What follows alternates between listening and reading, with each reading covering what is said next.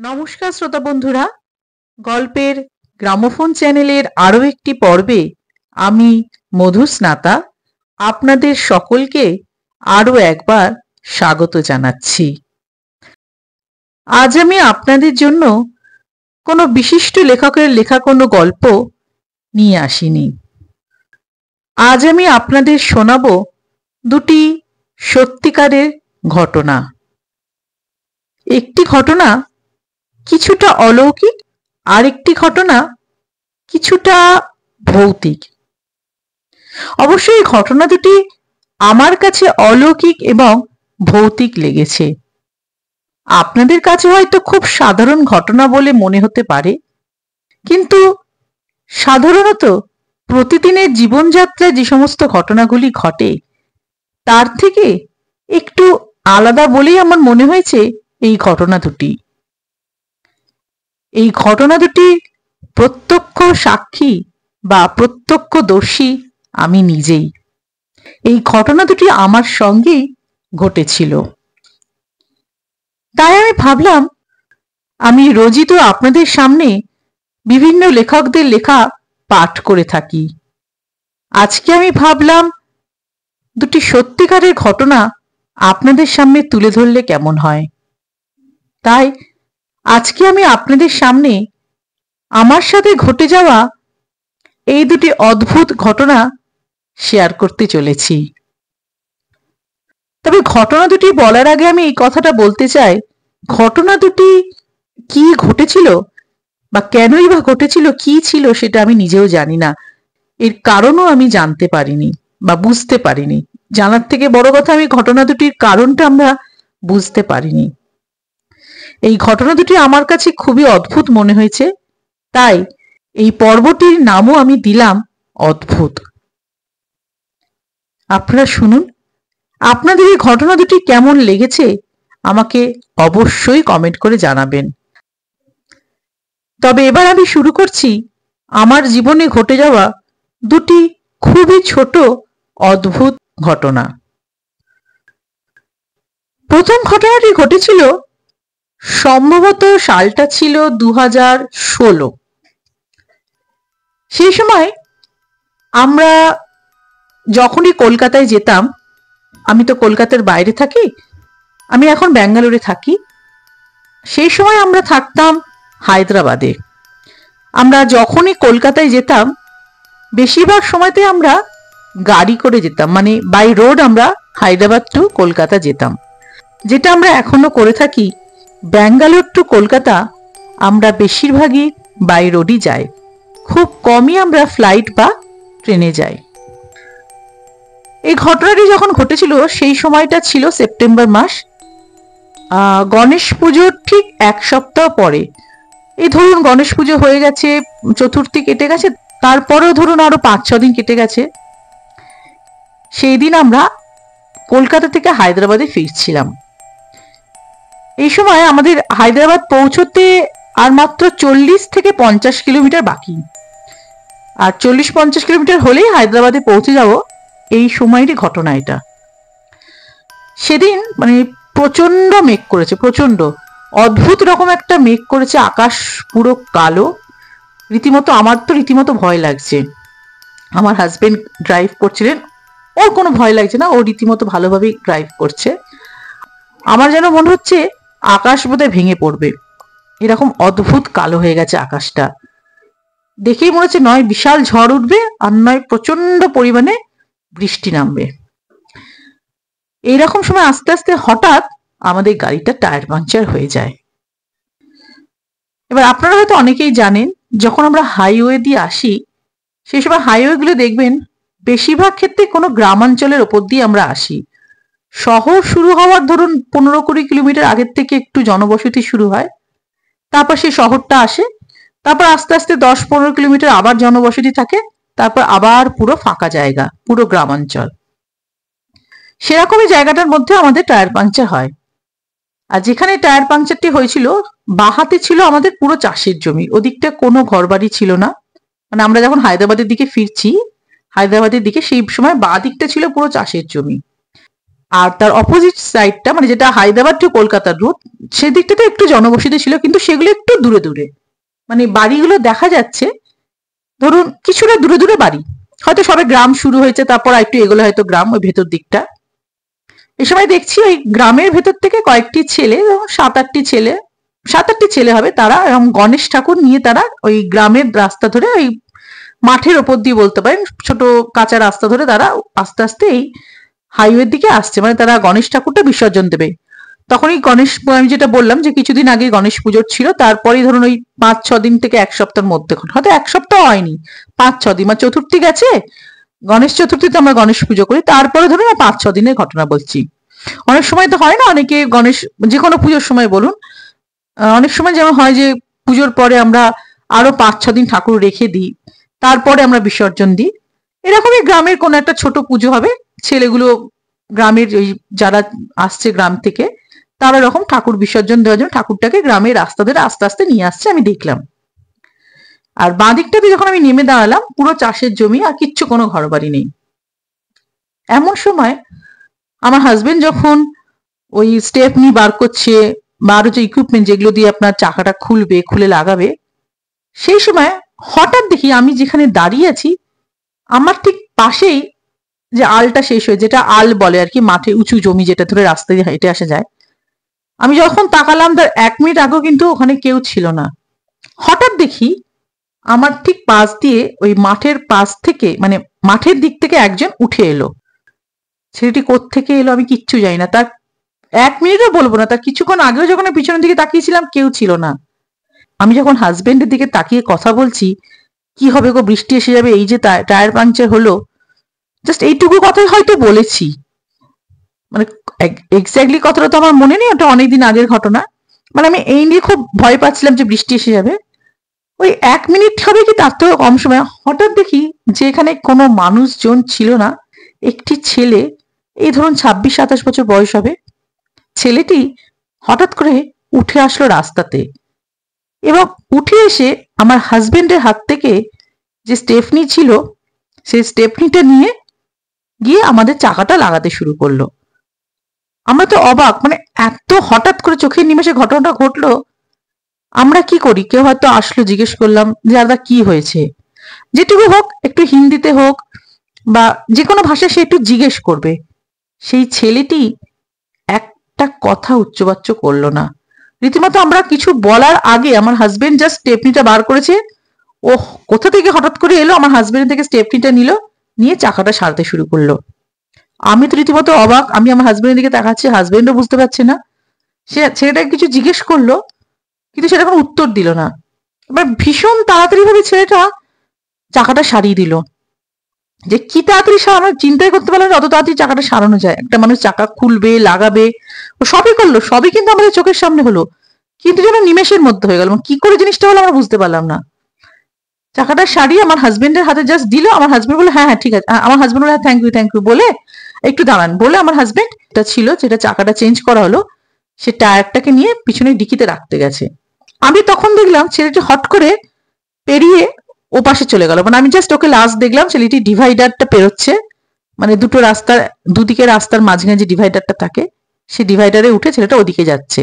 আর সেই মুহূর্তে ওই গ্রাম থেকে যে ছেলেগুলো এগিয়ে আসছিল অনেক দূরে গ্রাম থেকে, তারাও কিন্তু উঠে এসেছে, উঠে তারা আমাদের ক্রস করে, তারা যাচ্ছে আমাদের অপোজিটে রাস্তা, আমাদের ঠিক উল্টো দিকে মুখ করে, তারা কিন্তু আমাদের জাস্ট ক্রস করে তারা এগিয়ে গেছে।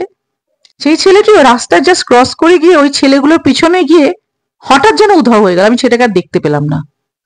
আরে কি হলো সেটা কোথায় গেল, আমার হাজবেন্ড বললো কি হলো, চলে গেল, এই তো তুমি জাস্ট ওকে থ্যাংক ইউ বলে এদিকে ফিরলে, তুমি জাস্ট টায়ারটা ভরতে গেলে, আর সেই মুহূর্তে দিলাম সেটা নিমেষের মধ্যে, জাস্ট আমার হাজবেন্ড থ্যাংক ইউ বলে ঘুরে টায়ারটাকে ভরতে গেছে, তখন হয়তো পুরোপুরি ভরাও হয়নি, সেই মুহূর্তে সেটাকে দিলাম ডিভাইডারটা ক্রস করে ওদিকে চলে গেছে। ওই গাড়ি আসছে হাইওয়ে, কি করে অত তাড়াতাড়ি ক্রস করলো, এবং ওই ছেলেগুলো পিছনে আমাকে দেখলাম যে হঠাৎ করে দেখলাম চোখের নিমেষে চোখের পলক ফেলতে ফেলতে সেটাকে দেখতে পেলাম না। এমন নয় যে খুব বেশি ভিড় আমি দেখতে পাবো না, বললাম তো ওইদিকে 7 থেকে 8 জন ছিল, কিন্তু ছেলেটা অদ্ভুত ভাবে মিশে গেল। সব থেকে বড় অবাক লাগলো যে ছেলেটি একটা কথা পর্যন্ত বললো না যে কি হয়েছে, কি ব্যাপার, আমি হেল্প করে দিচ্ছি। আমি জানি না ছেলেটি কে ছিল, সত্যি বলছি, বিশ্বাস করুন আপনারা, আমার এই ঘটনাটা আমার জীবনে আমার খুব খুব খুবই অদ্ভুত লেগেছিল। আমি জানি না তিনি কে ছিলেন, তিনি কেনই বা আমাদের হেল্প করতে এলেন, কিন্তু মানুষ তো একটা কথাও বলে, তিনি কিন্তু বলেননি। তিনি সেদিনকে আমাদের হেল্প করেছিলেন বলে কিন্তু আমরা সত্যি বেঁচে গেছিলাম। কারণ সেই মুহূর্তে যখন আমাদের গাড়িতে টায়ারটা ভরা হচ্ছে, ছেলেটি রাস্তা পার হচ্ছে, সেই মুহূর্তে কিন্তু বৃষ্টি শুরু হয়ে গেল এবং নিমেষের মধ্যে মারাত্মক বৃষ্টি। এত মারাত্মক বৃষ্টি হলো যে হাইওয়ের ওপরে গাড়ি দাঁড়িয়ে গেছে, প্রত্যেকটা গাড়ি এমার্জেন্সি লাইট অন করে, কারণ রাস্তা দেখা যাচ্ছে না। এবং এই বৃষ্টিটা কিন্তু বেশিক্ষণ না, হার্ডলি 5 থেকে 10 মিনিট হয়েছিল। তারপর কিন্তু আস্তে আস্তে বৃষ্টি কমে যায় এবং পরবর্তীকালে যখন আমরা হায়দ্রাবাদে ঢুকি তখন বৃষ্টিটা পুরোপুরি কমে যায়। তো এই ঘটনা আমার কাছে খুবই অদ্ভুত লেগেছিল যে এমন একজন মানুষ যিনি হঠাৎ করে কোথা থেকে এলেন, যাকে আমি কয়েক সেকেন্ড আগেও পিছনে ফিরে দেখতে পাইনি। এবার আমি যখন তাকিয়ে সামনের দিকে জাস্ট ফিরে যখন আমি হাজবেন্ডের সঙ্গে কথা বলছি, তখনই দেখলাম ছেলেটা হট করে যেন আমার পাশ থেকে ওই রাস্তা থেকে হঠাৎ করে, ওই আলের রাস্তা থেকে হঠাৎ করে মেন রোডে উঠে এলো। খুবই অবাক লেগেছিল। এবং সব থেকে বেশি অবাক লেগেছিল যে সেটা কোনো একটা কথা বলেনি, কোনো রকম কোনো মুখ থেকে একটা সাউন্ডও বেরোয়নি। চাকাটা দিয়ে আমার হাজবেন্ডের হাতে দিয়ে রাস্তা পার হয়ে গিয়ে চোখের পলক ফেলতে না ফেলতেই তাকে আমি আর দেখতে পাইনি। সে কিন্তু যে ভিড়ে মিশে গেছে তা না, কারণ আমি যে আগেই বললাম মাত্র 7-8টা ছেলে ছিল, ওই 7-8 জনকে ভালোভাবেই দেখা যাচ্ছিল। 7-8টা ছেলের মধ্যে ওই ছেলেটিও যদি মিশে যেত তাহলে আমাদের চোখে পড়তো, কিন্তু সেইটি সেখানে ছিল না। এমন আমি একা না, আমার হাজবেন্ড নিজেও দেখেছে, ছেলেটিকে দেখতে পেল না। তো এটি ছিল আমার জীবনে ঘটে যাওয়া এই অদ্ভুত অলৌকিক ঘটনা। সত্যি বলছি, আমি জানি না তিনি কে ছিলেন, কে এসেছিলেন, বা কার মাধ্যমে ভগবান আমাদের সেদিনকে তিনি সাহায্য করেছেন, আমি কিছুই জানি না। আমার কাছে ঘটে যায় এটি একটি অন্যরকম ঘটনা, তাই এটি আমি আপনাদের সামনে শেয়ার করলাম। এবার আমি যে দ্বিতীয় ঘটনাটি বলতে চলেছি, এটিও একটি অদ্ভুত ঘটনা, একটু ভৌতিক ঘটনা বলতে পারেন। এই ঘটনাটার কারণও কিন্তু আমি জানতে পারিনি, যেটা আমি আগেই বললাম। এই ঘটনাটি ঘটেছিল 2021-এর জানুয়ারি মাসে। এই সময় আমরা হায়দ্রাবাদ থেকে ব্যাঙ্গালোরে শিফট করেছি। আমরা যখন ব্যাঙ্গালোরে শিফট করি তখন আমাদের যে ফ্ল্যাট, সেই ফ্ল্যাটে কোনো ইন্টেরিয়ার করানো ছিল না। তাই আমরা ভাবলাম যে একেবারে ইন্টেরিয়ার করিয়ে আমরা ঢুকবো। হায়দ্রাবাদ থেকে তো আর ইন্টেরিয়ার করানো সম্ভব নয়। তাই আমরা ব্যাঙ্গালোরে শিফট করি। এই জন্য আমরা 1 মাসের জন্য একটি স্টুডিও অ্যাপার্টমেন্ট বুক করি আমাদের ফ্ল্যাটেরই খুব কাছাকাছি।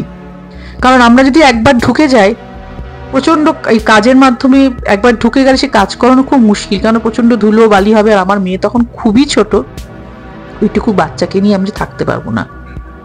তাই জন্য আমরা আমাদের ফ্ল্যাটের কাছাকাছি একটি স্টুডিও অ্যাপার্টমেন্ট বুক করি, একটি লেআউটের ভিতরে, বলতে পারেন একটি টাউনশিপের মতো। তো সেখানে এই টাউনশিপে বা এই লেআউটের ভেতরে দেখবেন অনেক রকমের বাড়ি থাকে। মানে কেউ সিঙ্গেল ছোট ছোট বাড়ি করেছে, কেউ কোনো একটা বড় বড় কমপ্লেক্স তৈরি করে সেখানে লোকজন কিনেছে ফ্ল্যাট, কয়েকজন সিঙ্গেল আপনার অ্যাপার্টমেন্ট তৈরি করেছে, মানে স্ট্যান্ড অ্যালোন বিল্ডিং তৈরি করেছে, এরকম বিভিন্ন, প্রচুর জমিও পড়ে আছে লেআউটে এরকম। তো আমরা যে স্টুডিও অ্যাপার্টমেন্টটি বুক নিই সেটিও ছিল একটা 3 স্টোরিজ বিল্ডিং, 3টে তলা ছিল সেটি। সেখানে এক যার জমি, সে ভদ্রলোক এরকম 3 তলা তৈরি করে এটাকে প্রত্যেকটা ঘর উনি স্টুডিও অ্যাপার্টমেন্ট হিসেবে ভাড়া দেন, এবং প্রতিটা ফ্লোরে 4টে করে আপনার ঘর আছে। তো আমরা এটা 1 মাসের জন্য বুক করি। এটা আমরা এসেছিলাম ডিসেম্বরের শেষের দিকে, একদম শেষের দিকে, লাস্ট উইকে। প্রথম 2 সপ্তাহ খুব ভালো কেটেছে, কিছু আমরা কোনো সমস্যা হয়নি আমাদের। আমার হাজবেন্ড কি করতেন, এ সময় উনি সকালবেলায় ব্রেকফাস্ট করে আমাদের ফ্ল্যাটে যেখানে কাজ হতো উনি চলে যেতেন, ওখানে মিস্ত্রিরা কাজ টাজ করতে দেখতেন, দিয়ে উনি 3টে সাড়ে 3টের সময় লাঞ্চের আগে ফিরতেন। আর ওর শিফট টাইমিংটাই হচ্ছে এরকম দুপুরে 3:30 থেকে শুরু হতো রাত্রি 12টা পর্যন্ত। ফলে ও সকালটা পুরো কাজটা ওখানে দেখতো, দিয়ে 3:30-তে ফিরে এসে লাঞ্চ টাঞ্চ করে ও কাজে বসতো, তখন আর বেরোতো না, রাত্রিবেলা পর্যন্ত যেমন কাজ করতো। সকালটা আমি মেয়েকে নিয়ে থাকতাম। আমার আরও কোনো অসুবিধা হয়নি, কারণ আমার পাশের রুমটাতেই ছিল একটি বাংলাদেশি ফ্যামিলি। তারা বাংলাদেশ থেকে এসেছিলেন এখানে ব্যাঙ্গালোরে ট্রিটমেন্ট করাতে। ভদ্রমহিলা মানে আন্টি ছিলেন, তার মেয়ে আর জামাই, ওনারা 3 জন ছিলেন। ওনার মেয়েও এরকম রাত্রিবেলা নাইট শিফট করতো, সকালবেলাতে হাজবেন্ড কিনে ডাক্তার দেখানোর সমস্ত কিছু করতো। তো ওনারা এসেছেন আমাদেরও আরো 1 মাস আগে, মানে ওনারা প্রায় 2 মাসের জন্য এটা মোটামুটি বুক করেছিলেন। তা আমরা যাওয়ার পর 2 সপ্তাহ মোটামুটি ভালোই ছিলাম, 4 সপ্তাহ লেগেছিল আমাদের কাজটা। 4 সপ্তাহ পুরো না হলে প্রায় 4 সপ্তাহই ছিলাম, 1 মাসই। 2 সপ্তাহ পর থেকে দেখলাম রাত্রিবেলা করে না ঘরে খুব আওয়াজ হচ্ছে, ঘরে মানে বিল্ডিং এ আর কি, দুম দুম করে আওয়াজ হচ্ছে। ধরুন কোনো ভারী কিছু দিয়ে যদি মাটিতে আওয়াজ করা হয়, ধরুন দুরমুষ, আমি জানি না আপনারা দুরমুষ কথাটা কেউ শুনেছেন কিনা বা কেউ জানেন কিনা। বিশাল বড় লোহার একটা শঙ্কু আকৃতির অংশ হয়, যেটার সঙ্গে বাঁশ বা মোটা কাঠের কোনো লাঠি লাগানো থাকে, যেটা দিয়ে মিস্ত্রিরা যখন বাড়ি তৈরি করে বা মেঝে তৈরি করে, ফ্লোর যখন হয়, তখন ওই দুরমুষটা দিয়ে মেঝেটাকে পেটানো হয় যাতে মাটিটা সমান হয়, তারপরে ফ্লোরটা তৈরি হবে। ওই দুরমুষ পেটানো আওয়াজটা হয় আপনার ওরকম, গুম গুম, ঠিক এরকম। তো ওরকম প্রথম দিন হয়েছে, আমি ভেবেছি পাশে কোনো আওয়াজ হচ্ছে। দ্বিতীয় দিন, তৃতীয় দিন, এরকম 3-4 দিন কেটে গেছে, মানে 3rd সপ্তাহ মোটামুটি মাঝেরটা কেটে গেছে।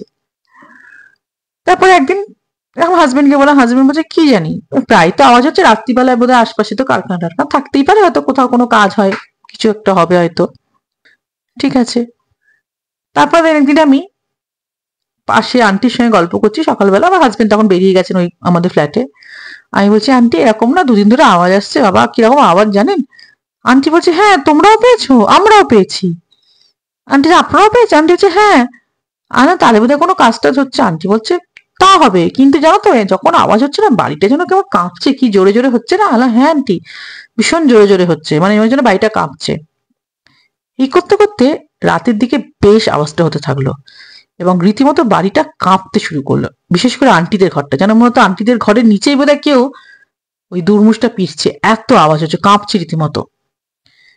এই করতে করতে আমরা যে বাড়ির যে ম্যানেজার যে দেখাশোনা করতো, বাড়ির মালিক তিনি ছিলেন না ওখানে, ওনাকে জিজ্ঞেস করালো এটা কিসের আওয়াজ। উনিও বললেন ম্যাডাম আমি তো 3 মাস হয়ে জয়েন করেছি, আমি কিন্তু কোনো আওয়াজ পাইনি এখানে, আমি ওই প্রথম আওয়াজটা পাচ্ছি, এই লাস্ট 5-6 দিন ধরে আওয়াজ হচ্ছে। আমরা বললাম কিসের আওয়াজ? বললো আমিও জানি না কিসের আওয়াজ। আমরা বললাম ঠিক আছে আপনি তাহলে মালিককে ডাকুন, যিনি ওনার তাকে ডাকুন, আমরা বললাম। তো ওনার এলেন, ওনার এসে রীতিমতো উনি কথাটাকে না কোনো গ্রাহ্য করলেন না, কি হয়েছে না হয়েছে। তা আমরা বলছি, আমি বলছি, আন্টির মেয়েও বলছে এরকম, না না না কিছু না, কি ব্যাপার এগুলো, এমনি কিছু না, না কোথাও আশপাশে কোনো কাজ হচ্ছে। তা আমরা বললাম কোথায় কাজ হচ্ছে? এখানে তো আপনাদের ম্যানেজার তিনিও জানেন না, আমরা সবাই বলছি একদিন তো ছিল না, হঠাৎ। বলছে না না কোনো কাজটা যদি এতদিন হয়নি, হঠাৎ করে কোনো কারখানায় কোনো কাজটা হচ্ছে, এরকম, এটা কোনো ব্যাপার না, কি হয়েছে, কোনো ব্যাপার না। বলে উনি না এই কথাটা বলে তাড়াতাড়ি যেন চলে গেলেন, আমাদের একটু অবাক লাগলো কি ব্যাপার। এবার রীতিমতো প্রতিদিন শুরু হলো, আগে যেমন এটা মাঝে মাঝে হচ্ছিল 1 দিন 2 দিন 3 দিন অন্তর, প্রতিদিন শুরু হলো রীতিমতো প্রচন্ড আওয়াজ, প্রচন্ড আওয়াজ। একদিন এত আওয়াজ হয়েছে ফ্ল্যাটের সমস্ত লোক বেরিয়ে এসেছে, কিসের আওয়াজ হচ্ছে, কি হচ্ছে এটা। সঙ্গে সঙ্গে আমরা সবাই বেরিয়ে যাচ্ছি, তখন 11 সাড়ে 11টা বাজে। ম্যানেজারকে ডাকা হলে তিনি বললেন, সেও তো ভয় পেয়ে গেছে, সে বললো ঠিক আছে আমি ছাদে যাচ্ছি, আমরা একদম উপরে ফ্লোরে থাকতাম। তো ম্যানেজার গেল আর 2-3 জন ছাদে গেল, আমার হাজবেন্ডও গেছিল। এগুলো ভেবেছে অনেক সময় কোনো জন্তু জানোয়ার হাসে না, রাত্রিবেলায় তো কোনো হনুমান টনুমান এসছে কি এরকম, কিন্তু হনুমানের পায়ের আওয়াজ রাত্রিবেলায় কোত্থেকে আসবে, বা আসলেও এত জোরে আওয়াজ হবে না। গিয়ে দেখলো ছাদে কিচ্ছু নেই। ওরা যখন ছাদে গেল সেই মুহূর্তে কিন্তু আওয়াজটা বন্ধ ছিল। ওরা নেমে এলো, আবার আওয়াজ হচ্ছে। তখন ম্যানেজার বলল দাঁড়ান আমি আশপাশে লোককে জিজ্ঞেস করি। ম্যানেজার গেল আশপাশে, যে আমি যেমন বললাম যে স্ট্যান্ড অ্যালোন বিল্ডিং বা আরো কমপ্লেক্স বা লোকাল, মানে নর্মালি লোকজন এমনি সাধারণ নিজেদের বাড়ি করে আছেন তারা ছিলেন। আশপাশে যত সিকিউরিটি সবাইকে জিজ্ঞেস করলো, তারা বললো তারা কোনো আওয়াজ পাচ্ছে না। প্রত্যেকের বাড়িতে জিজ্ঞেস করাটা তারা কোনো আওয়াজ পাচ্ছে না। কিন্তু আমাদের যে ফ্ল্যাটটাই ছিলাম, মানে যে অ্যাপার্টমেন্টটাই ছিলাম, অ্যাপার্টমেন্টটা বিভৎস আওয়াজ, রীতিমতো বাড়ি কাঁপছে। তো এই করতে করতে মোটামুটি আপনার 4 নম্বর সপ্তাহটা শুরু হয়ে গেল, এরকম ভাবে চলছে। ম্যানেজারকে বলা হচ্ছে, ম্যানেজার ওনারকে বলছে, ওনার আর কিছু বলে না, আসছেও না। এবার এটা সকালবেলাতেও শুরু হলো, এতদিন যেটা রাতের বেলা হতো এবার দিনের বেলাতেও শুরু হলো, এবং রীতিমতো কাঁপছে, মানে বিশেষ করে আন্টিদের ঘরটা রীতিমতো কাঁপছে, ভয় লাগছে রীতিমতো ওদের। কিন্তু আমরা কিচ্ছু জানতে পারলাম না কি হলো, এটাই আমাদের অদ্ভুত যে কি ব্যাপার হলো। এরপরে আন্টিদেরও যাওয়ার সময় হয়ে গেল। 4th নম্বর সপ্তাহে ওরা মাঝে মিডিলে ওরা চলে গেল, ধরুন বৃহস্পতিবার নাগাদ ওরা চলে গেল। এবার আমার তো রীতিমতো ভয় লাগছে, আমি কি করে থাকবো, সকালের দিকে আমার হাজবেন্ড থাকছে না, যখনই আন্টি বলেছেন যে আমরা বৃহস্পতিবার চলে যাচ্ছি, আমাদের ফ্লাইটের টিকিট হয়ে গেছে, ডক্টর দেখানো হয়ে গেছে, আমার তো রীতিমতো ভয়। এবার তো দিনের বেলা তো শুরু হয়েছে। আমি আমার হাজবেন্ডকে বললাম, তুমি যখন পারবে তাড়াতাড়ি চলে এসো। হাজবেন্ড বললো, কি করে আসবো, কাজ হচ্ছে? তারপর আমার হাজবেন্ড এসে বললো, দেখো কাজ মোটামুটি হয়ে গেছে, ওই আন্টিরা যখন চলে যাচ্ছে তার আগের দিনই বললো আর একটু কাজ বাকি, মিস্ত্রিরা বলছে আপনারা ঢুকতে চান, আমরা ঘরদোর পরিষ্কার করে ঘরদোর ছেড়ে দিচ্ছি, আর যদি বলেন তো পুরো কাজটা করে আমরা ঢুকবো, আর একটুখানি কাজ বাকি, সেরকম কিছু না। আমার হাজবেন্ড বলে, কি করবে?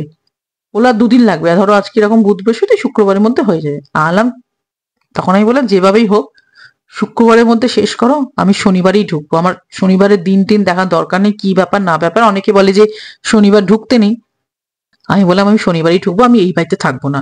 কারণ আন্টিরা পাশে চলে যাচ্ছে, আশপাশে যারা লোকজন ছিল তারা মোটামুটি সবাই ডাক্তার দেখাতে এসেছিল, বা কেউ ধরুন চাকরি ইন্টারভিউ দিতে এসছে, বা কেউ চাকরি পেয়েছে নতুন এসছে, বাড়ি থেকে চলে যাবে, এরকম সবাই তারা সকালবেলায় বেরিয়ে যেত।